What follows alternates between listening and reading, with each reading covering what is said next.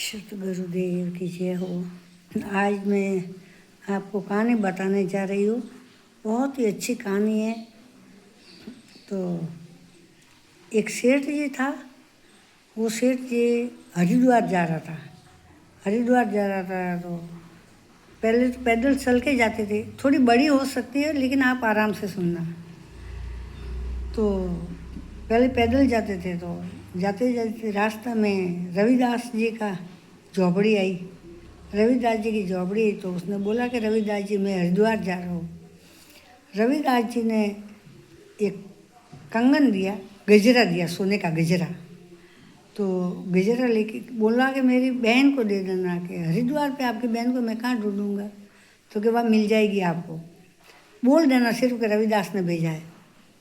वो रविदास जी गजरा लेके गए। नहीं, वो सेठ जी गजरा लेके गए और वहाँ रवाना होते समय बोला कि भाई गंगा तो कोई आएगी नहीं, लेकिन फॉर्मेलिटी तो करो। तो उसने बोला कि भाई गंगा मई, रविदास आपका भाई है तो गजरा भेजा है। तो गंगा मई ने पानी से हाथ बाहर निकाला और गजरा ले लिया और उसके बदले में एक कंगन दे दिया, बहुत अच्छा सोने का। तो उसने पहले उसको डाल की चूड़ी बोलते थे, डाल की चूड़ी, तो वो दे दिया। तो वो लेके आया तो वो बहुत ही अच्छी थी डाल की चूड़ी, वो कंगन बहुत अच्छा था। तो सेठ जी ने मन बिगाड़ लिया और वो घर लेके गया तो सेठानी को दे दिया। सेठानी वो कंगन पहन के, वो कोई त्यौहार था तो वो त्यौहार पूजने के लिए गई, कोई तीज त्यौहार था।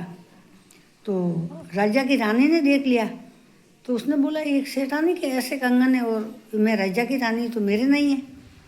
तो उसने घर आप आकर राजा को बोला कि भाई ये तो मेरे यहाँ शोभा देती है, वहाँ सेठानी के। तो उसी समय सेठ जी को बुलाया और वो कंगन मंगवाया और कंगन राजा ने ले लिया। तो रानी ने जिद की कि भाई ये तो एक हाथ का ही है, दूसरे हाथ का भी लाओ। तो अब सेठ जी के पास गया राजा कि सेठ जी एक और लाओ, जितना भी पैसा चाहिए वो एक और लाओ। अब सेठ जी लाता कहाँ से? तो वो तो गया और रविदास जी के वहाँ गया और रोने लगा कि रविदास जी मैं आपका शोर हूँ, आपकी बहन का शोर तो नहीं हूँ। गजरा तो दे दिया था लेकिन बदले में उनकी भाभी के लिए कंगन भेजा था तो वो मैंने छुपा लिया था और सेठानी को दे दिया। सेठानी ने पैर लिया, वो पूरी कहानी बताई। तो अब रविदास जी क्या कहते रविदास जी कहे कि भाई जाओ गंगा माई के पास। तो सेठ जी ने बोला कि मैं गंगा माई के पास तो जा ही नहीं सकता, क्योंकि मैं उनका शोर हूँ, आपका शोर नहीं हूँ, इसलिए आपके पास आया हूँ और मैं नहीं दूंगा उनको एक और कंगन। तो सेठ जी सीधे थे, थोड़े सेठानी होशियार थी। तो वो बोला कि ठाकुर साहब मुझे राजा रहने नहीं देंगे, मार देंगे। तो अब क्या करते वो तो वहीं बैठ गया।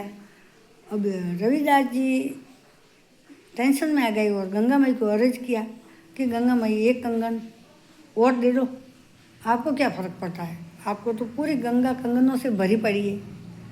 तो गंगा माई रविदास जी के हुक्म से उनका वसन रखने के लिए जबान भाई की नहीं जाने देती है। बहनें हमेशा भाई के लिए खड़ी तड़ी रहती है।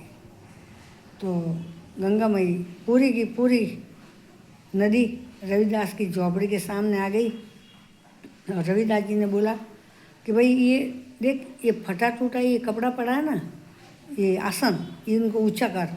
सेठ जी ने ऊंचा किया तो नीचे तो कंगनों की बाढ़ है और सेठ तो शक्कर आ गई, सेठ जी को तो गिर पड़े। फिर होश में आया, फिर एक कंगन ही लिया उसने और लेकर राजा को दिया। अब राजा ने बोला कि ऐसे कंगन लाते कहाँ से है? तो उसने बोला कि ये साधारण कंगन नहीं है, ये तो कोई साधु संतों की देन है और ये रविदास के पास है।